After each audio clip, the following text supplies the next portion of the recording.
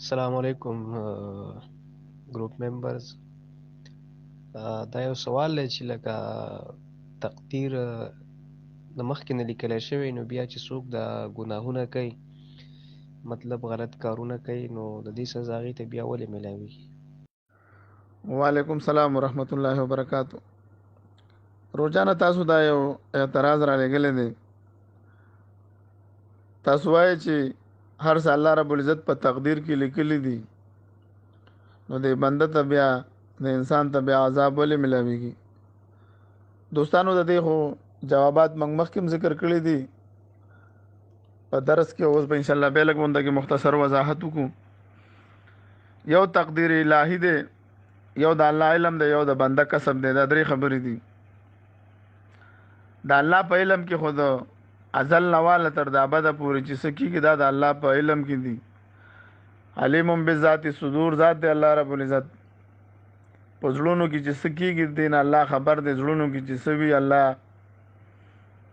ته پته ده. تر دې پورې چې یوه پاڼه د ونې نه راغورځېږي دا هم د الله په علم کې ده. قرآن کریم آیات مبارک دی اعوذ بالله من الشیطان الرجیم وما تسقط من ورقه الا يعلمها. که یوه پاڼه د ونې نه راغورځېږي دا هم د الله په علم کې ده.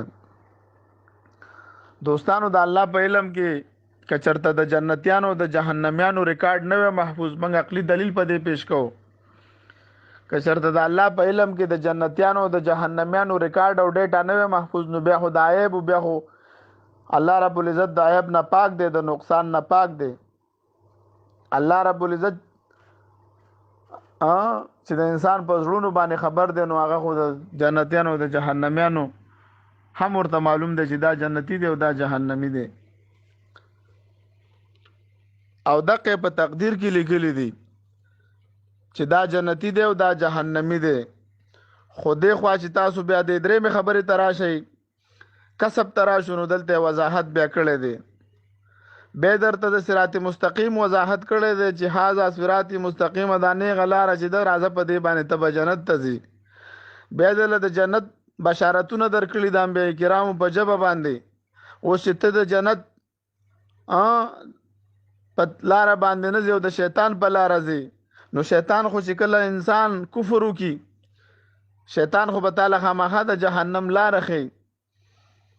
او چې کله انسان کفر وکړي، شیطان هم وایي زه تا نه بری یم. سورت حشر آیات نمبر 14 کې د شیطان مثال ذکر شوی دی. اعوذ بالله من الشیطان الرجیم کمثل الشیطان اذ قال للانسان اکفر. کله چې وایي دا مثال د شیطان داسې دی، کله انسان ته چې وایي چې ته کفر وکړه، نو فلما کفر، کله چې دا الله نافرماني وکړي، نو شیطان ورسره څه وایي؟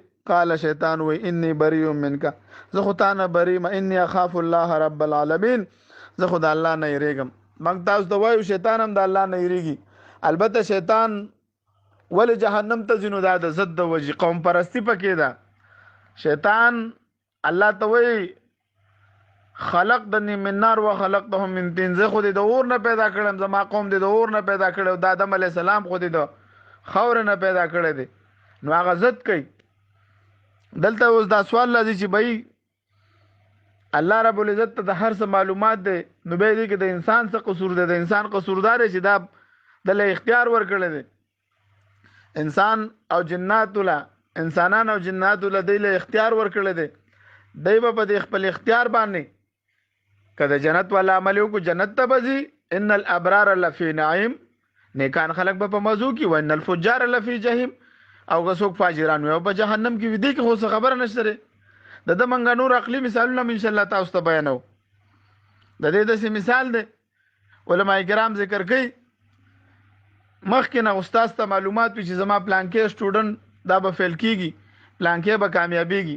اوس چې هغه نالایقه سټوډنټ او طالب کله فیل شي او ناکام شي، هغه مخکې پیشنګویي کړې وي، نو څوک خو په ده باندې اعتراض نه کوي که نه چې بھائی تا مخکې پیشنګویي کړې وه. هغې وایي چې پیشنګویي کوله د خواري نه کوله. دغه شانته کې دا انسانان چې جهنم لذي خو د خپل غلط عمل د وجې ځي که نه. الله وایي ما یفعل الله بعذابکم ان شکرتم وامنتم وکان الله شاکرا علیما. الله وایي زما څه کار دی چې دا جهنم ته غورځوم؟ تاسو باندې خو ما جنت خرڅ کړل دي. ان الله اشترى من المؤمنين انفسهم واموالهم بان لهم الجنه. الله وی جنت په در باندې خرڅ کړل والا کنه تکړه شه د څه په بدله کې د مال په بدله کې او ځان په بدله کې. نو چې اوس ته جنت په لار باندې نه سي طالب جنت څه ملو شي. دا انسان چې جهنم ته ځي د خپل غلط کسب په وجه باندې د خپل غلط عمل په وجه باندې دا جهنم ته ځي. دلته انسان ته اختیار ورکړل دی که انسان په صراط مستقیم باندې ځي امر ته اختیار موجود دی او که انسان د جهنم لار خوخی ام بیا بګیله نه کوي بیا په ورځ د قیامت نه وي چې الله ما واپس ولېګا. ولو ترى إذ المجرمون ناكسوا رؤوسهم عند ربهم ربنا ابصرنا وسمعنا فارجعنا نعمل صالحا انا موقنون.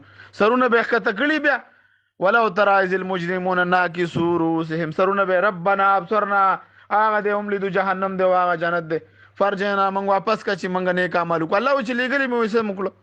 تاسو خو امتحان نه ورکو د دې خو د مثال لږ چې څوک امتحان په حال کې کینی نو امتحان ډیر آسان دی. د اسلام امتحان کی پرچه غلطه شوه ګناه دی وکړه اب توبه وباسه پرچه وشله بیا به الله معاف کړي. تا ته خو استادان موجود دي علما کرام موجود دي انبیاء کرام راغلي دي قرآن موجود دی ته دنه هدایت حاصل وکنه یو ګناه دی وکړه توبه وباسه بیا معاف کړي بیا دی ګناه وکړه توبه وباسه بیا معاف کړي. الله رب العزت وی لو بلعت ذنوبكم عنان السماء ثم استغفرتني غفرت لك ولا ابالي. دونه ګناونه وکړي چې د ازمکه اسمان ډک شي باندې معافي غواړي بیا دله ما اوس الله نه معافي نه غواړي. نو دې کې بای نو دې کې خود چا د الله قصور نشته. الله ته خو علم بوي الله خالق دی الله علیم بالذات صدور دی. ک الله ته د جنتیانو د جهنميانو ډیټا نه معلومه نو بیا خو به دا یو نقصان او عیب وي او الله رب العزت د هر یو عیب او د نقصان نه پاک دی.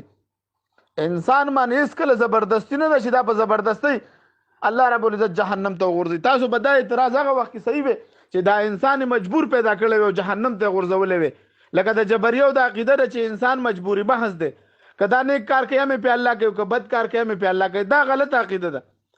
که چېرته انسان مجبور وي به تاسو دا سوال کوله الله وایي زما څه کار دی چې تاسو جهنم ته ورځوم. الله رب العزت وضاحت کوي وایي زه به مؤمنان او مجرمان دواړه برابر کړم. یو انسان به ټوله شپه خدای ته جاړي عبادت به کوي تهجد به کوي یو انسان به زناګان او شرابونو کې له لب کې به وي دا دواړه الله وایي برابر کېدی شي. افنجعل المسلمین کالمجرمین قرآن کریم عقلي مثالونه موږ ته بیان کړي دي. افنجعل المسلمین کالمجرمین آیا زه به وګرځوم مجرمان او مؤمنان برابر. مالکم کیف تحکمون په تاسو څه شوي دي ام لکم کتاب فیه تدرسون تاسو په کوم کتاب کې دا لیدلي دي چې زه به مؤمنان او مجرمان او مؤمنان دا به یو ځای شي دا هیڅ کله نشي کېدلی. نو دا انسان چې جهنم ته ځي او الله په تقدیر کې لیکلي دي خو الله ورسره دام لیکلي دي چې دا انسان به په خپل اراده باندې دا ګناه کوي. بیا دلته بل سوال راځي سوالدار چې انسان 50 کاله ګناونه وکړي دا ابد الابد جهنم ته به ولې غورځي. دا بل سوال په دې کې راځي د تقدیر په باره کې.